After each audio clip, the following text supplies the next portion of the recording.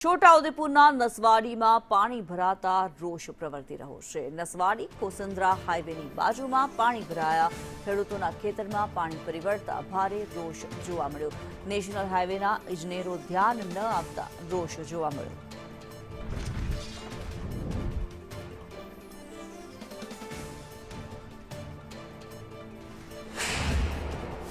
છોટાઉદેપુર જિલ્લાના નસવાડી નજીકથી પસાર થતા નેશનલ હાઈવે 56ના તમે દ્રશ્યો જોઈ રહ્યા છો।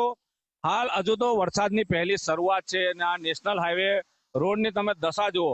ખાસ કરીને વાત કરીએ તો જે આજુબાજુ આ રોડ બની ગયો છે ને આ જે રોડની વચ્ચે પાણી ભરાયું છે, મોટી માત્રામાં જ્યારે પાણી ભરાયું છે।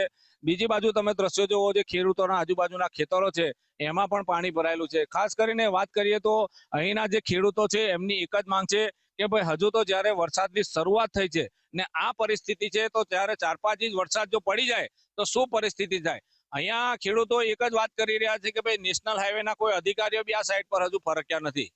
ઇરફાન મહેમાન, સંદેશ ન્યૂઝ, છોટાઉદેપુર। આ પાણી ભરાઈ ગયું છે ખેતરોમાં, એને કોઈ જોવા નહીં આવતા અને માલનું શું થશે? નુકસાન તો જાય છે ને।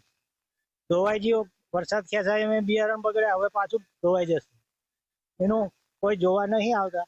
એને કઈક અધિકારી કોઈક આવવું જોઈએ, એની આજુબાજુ પાણીનો નિકાલ થવો જોઈએ અને રોડની આજુબાજુ ગટેરો નહીં એટલે ખેતરોમાં પાણી ભરાઈ ગયું છે। વરસાદ છે અને બીજો વરસાદ થશે તો શું થશે? પાક તો અહીંયા કઈ પાકવાનો નહીં।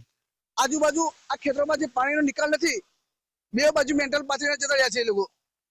પાણીનો નિકાલ નથી અને આ ખેડૂતોનું નુકસાનનું શું? એ લોકો કોઈ અધિકારી જોવા આવતા નથી। હવે આજુબાજુનું ખેતરમાં પાણી ભરાઈ ગયું છે તો ખેતર અધિકારીઓ તાત્કાલિક જોવા સરકારને માંગણી કરી છે। ન જો આ પહેલો જ વરસાદ છે, જો આ 4-5 દિવસ જો વરસાદ વધુ પડશે તો પછી આ ખેતરોનું શું થશે?